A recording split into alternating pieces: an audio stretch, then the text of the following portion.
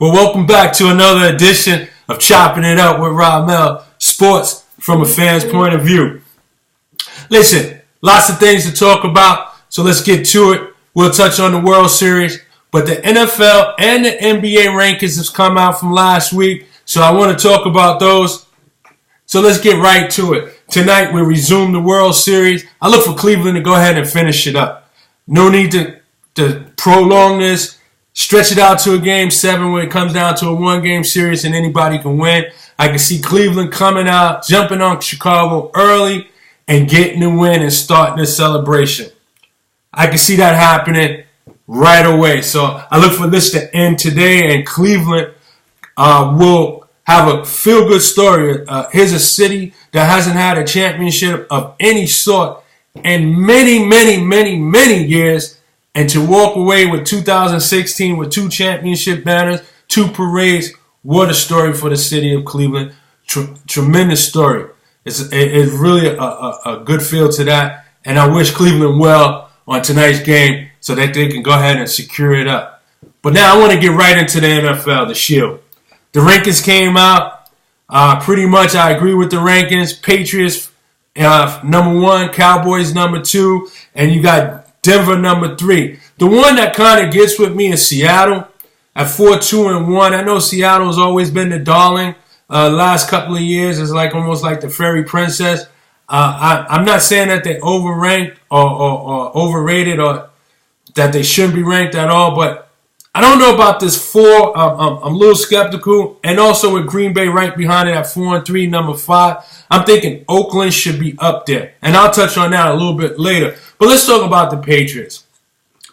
What a story. You know, I'm a Jet fan. I'm not a fan of the Patriots at all. But as I said once before, I'm a fan of the sport as well as the team. What a story this is. Bill Belichick shows that he is who he is. I mean, Brady is missing for the first 4 games. They don't skip a beat. They go 3-1. The only loss they have is to Buffalo. Brady comes back. Next 4 games, they're 4-0, and they avenge that loss to Buffalo with the blowout over the weekend. No doubt in my mind, Belichick has to be coach of the year. Patriots are 7-1, and really no real threat against them in the AFC. If there is a threat, it's a dark horse, and I'll go with the Oakland Raiders. But outside of that, I don't see a threat in the AFC to them. They just keep marching on. I find that they're probably the only team in the league that you can really bet on from week to week to win a game. Everybody else is helter-skelter, Dr. Jekyll and Mr. Hyde. They're this week, they died the following week. So the Patriots, they just keep rolling along.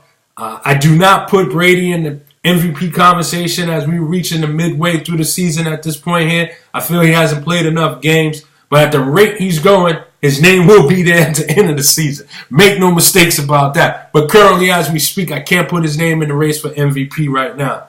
The Dallas Cowboys, ranked number 2. Here's an interesting fact about the Dallas Cowboys. Week 1, they was ranked 23rd. Here it is entering week 9. They are now ranked number 2. What a tremendous leap, a tremendous honor, and quite frankly, they deserve it. I mean, they led by 2 rookies. They haven't had this much success with a rookie quarterback in the NFL, for that matter.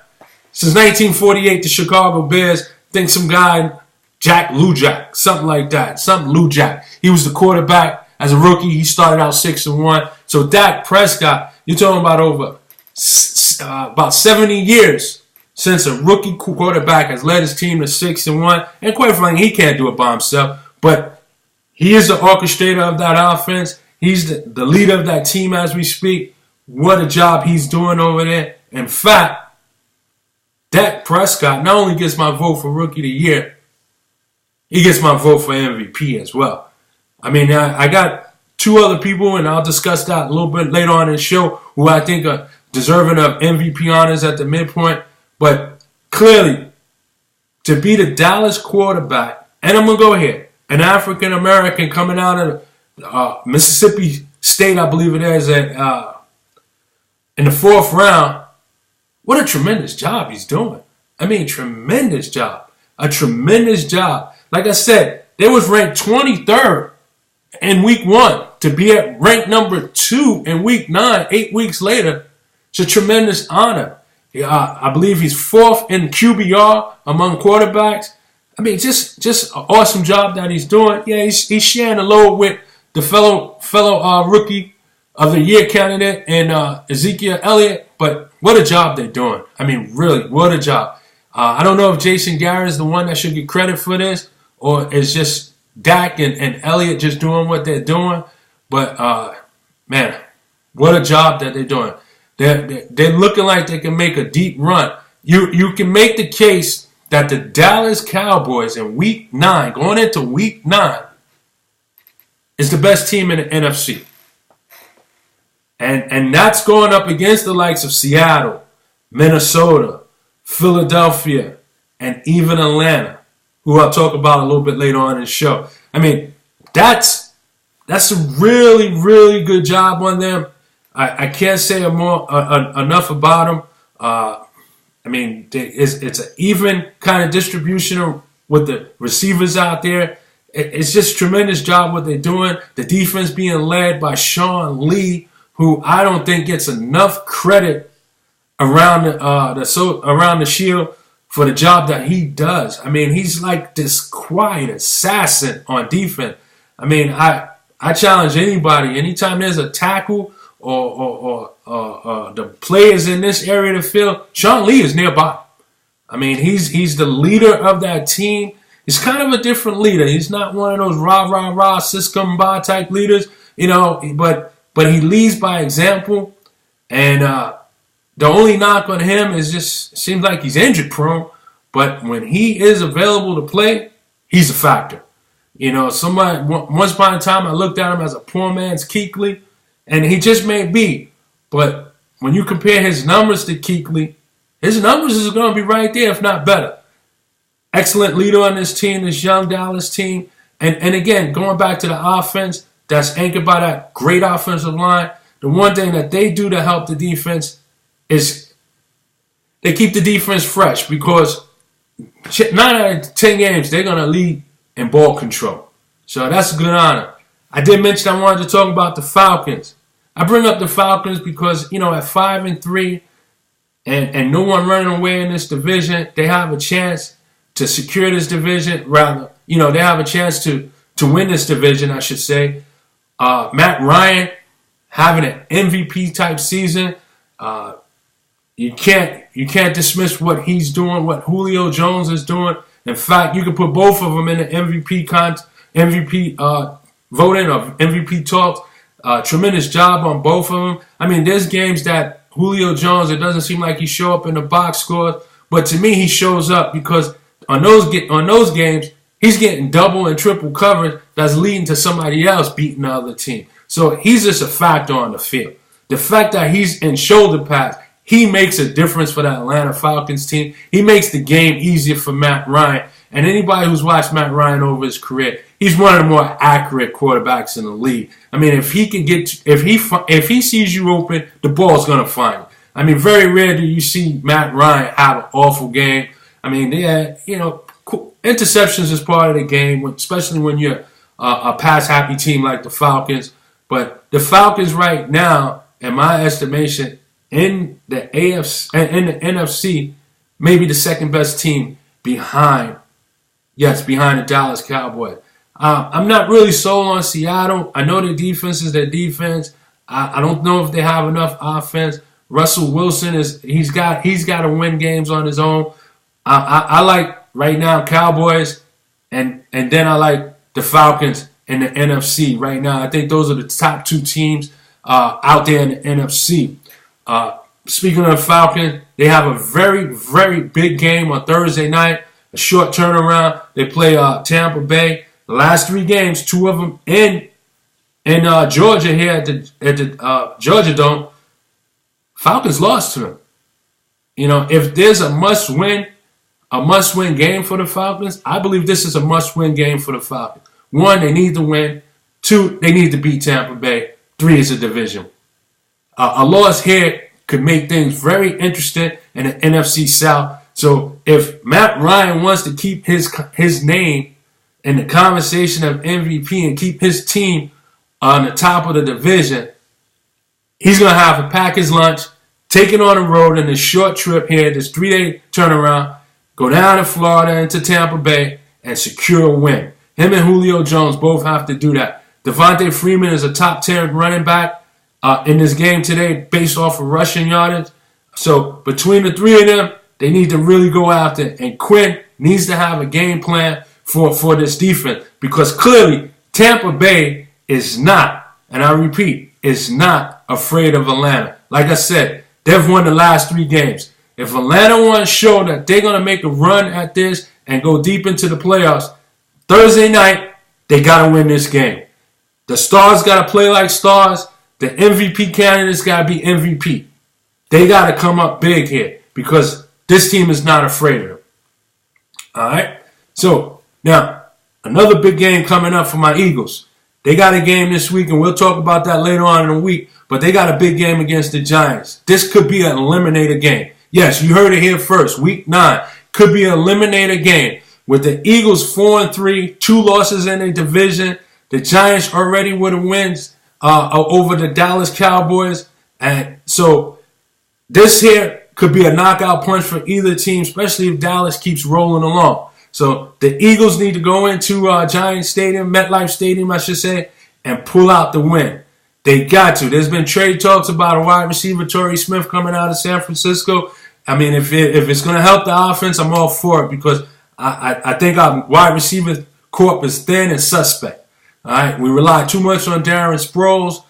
We had some drops with the running backs that might have caused the game against Dallas. So this is a must-win for the Eagles if they want to stay in contention for the division and keep wild card considerations open. This is a game that they must have. You can't go into the second half of the season 0-3 in your division at 4-4. That's not a recipe that's going to bring out something good to eat. That's a recipe for disaster. So keep that in mind. Good, big games all along, but that's the big game for the Eagles. For my Jets, word is they shopping Sheldon Richardson. I don't know if that's going to help them unless they're going to net themselves a first-round draft pick. But at this point here, the Jets just got to keep winning. They got Miami. One thing about Miami and the Jets over the years has always been historic games dating back to the Marino and Ken O'Brien days and so forth. So you look for them to play one another pretty tough. And Miami's one of them helter-skelter teams as well. You just don't know which team is going to show up. You know, you just don't know. It could be the team that loses all the time or the team that played well and beat Buffalo, or have the running back who's rushed over 200 yards 2 games in a row. You just don't know what team is going to show up. You know, I said I was going to speak on the Oakland Raiders. You know, right now my top 3 choices for MVP is Dak Prescott, Matt Ryan, and Carr, the quarterback out of Oakland. This guy here is real good. He is really good. He silenced all the critics that was afraid that maybe it'd be like his brother. No. This guy is really, really, really good. And, you know, he's just winning. They're 6-2.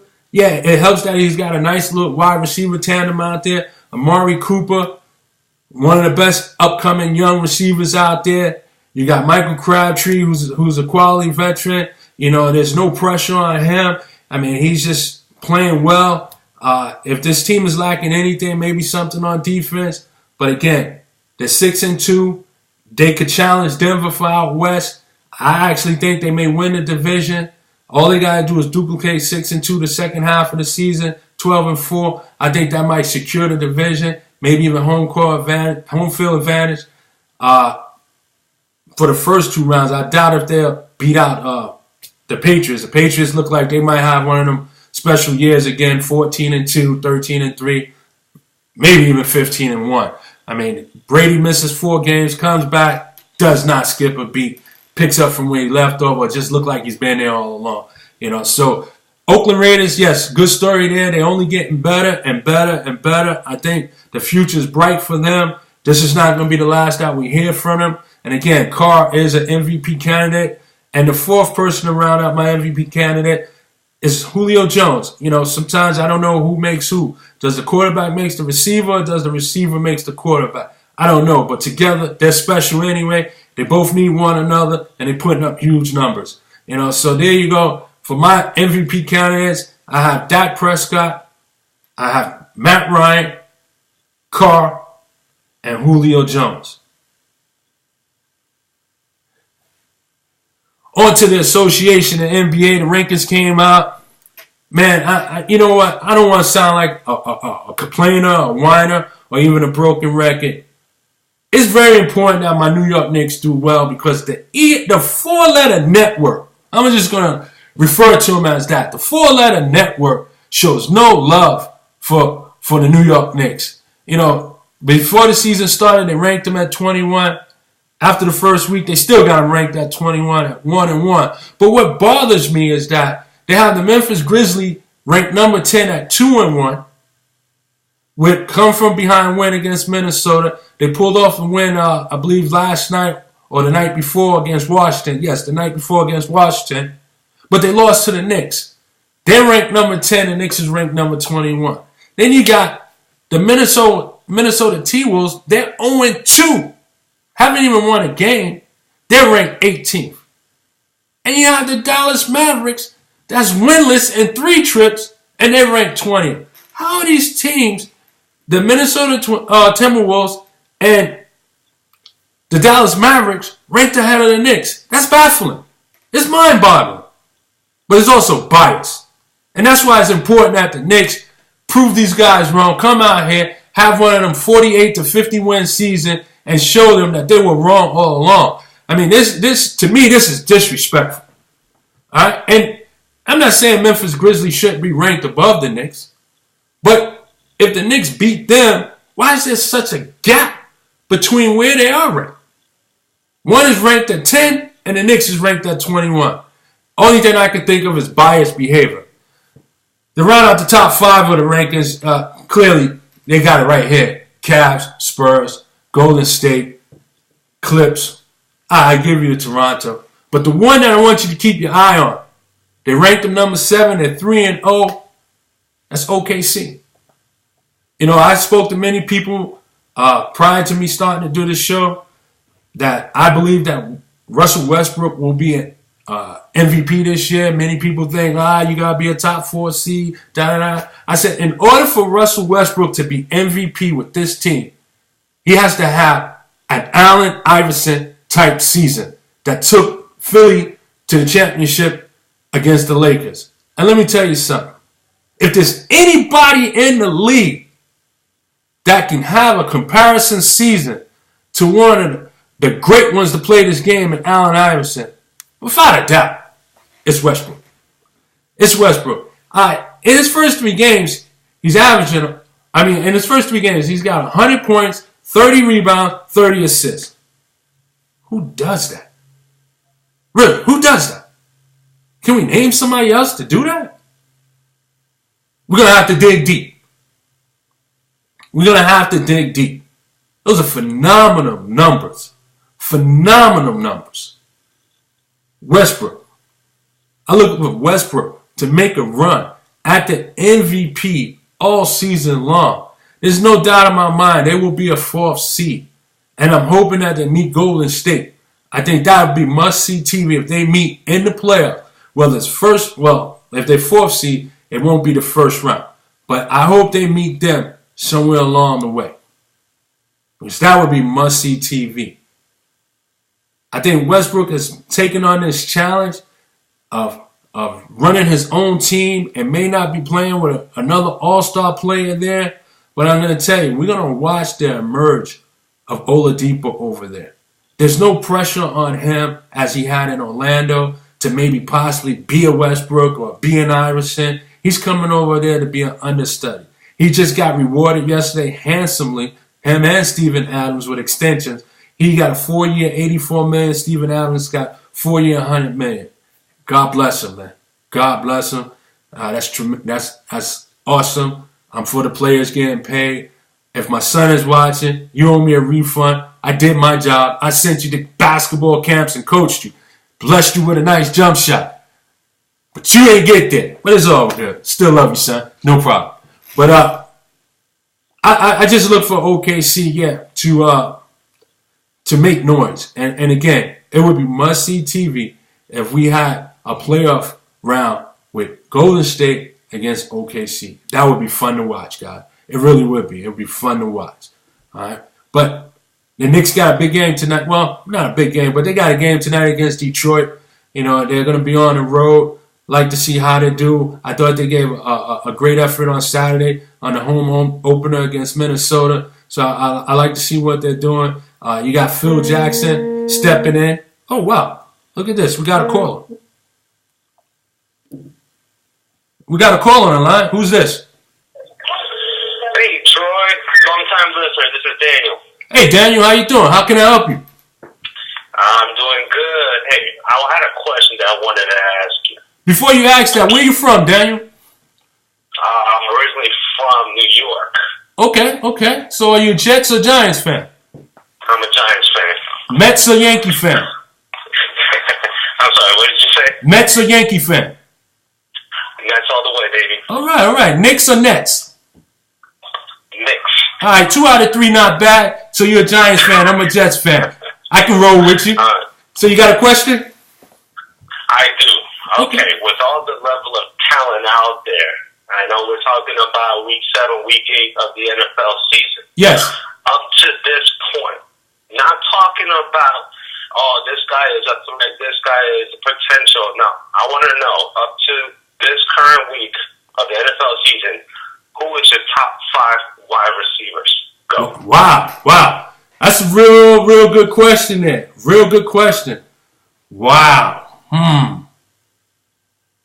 Right now, I would put Antonio Brown number 5. I put him number 5. I'll put Amari Cooper number 4. I would put AJ Green number 3. This one's going to hurt a little bit.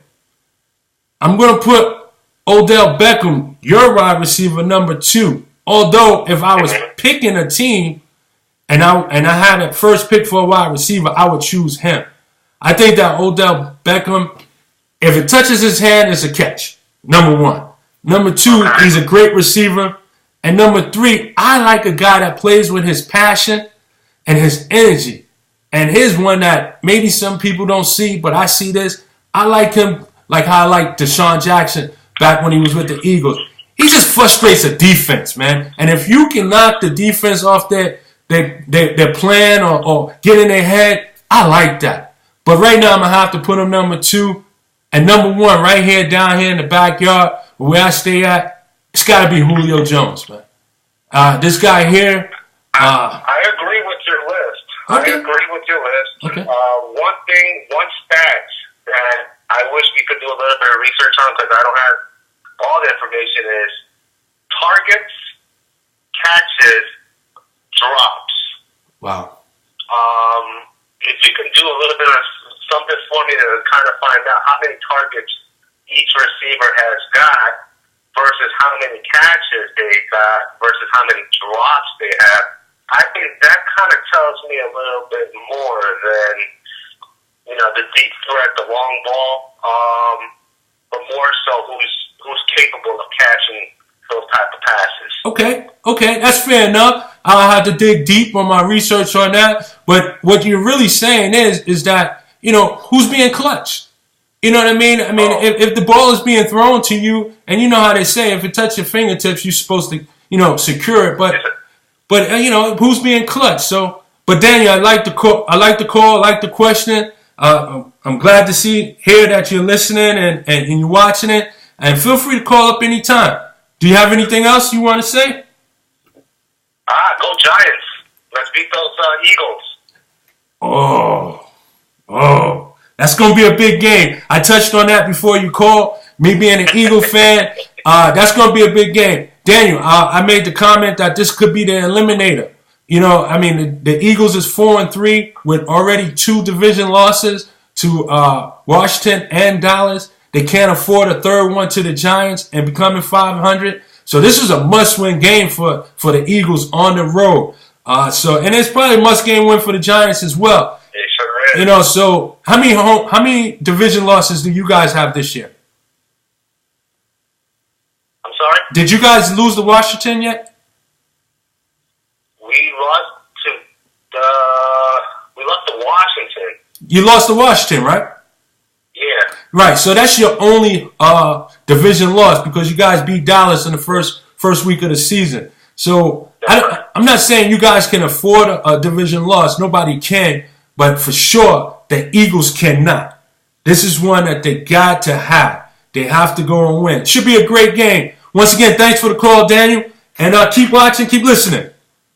All right. Thanks, Troy. Take care. Well, here you have it. First caller ever. That's a pleasure to have. But going back to the association, the NBA, yeah, I just, the power rankings is bothering me. You got the Knicks there. I just hope that they can prove them wrong and go out and have one of them special seasons. A special season. So listen, I'm going to close with that. Enjoy the rest of your day. Enjoy the rest of your evening. Feel free to call up and ask your questions. Send me texts, comments. I love to get to whatever it is. And I'll get back to you at tomorrow. So this is Ramel with Chopping It Up. Sports from a fan's point of view. Peace and blessings.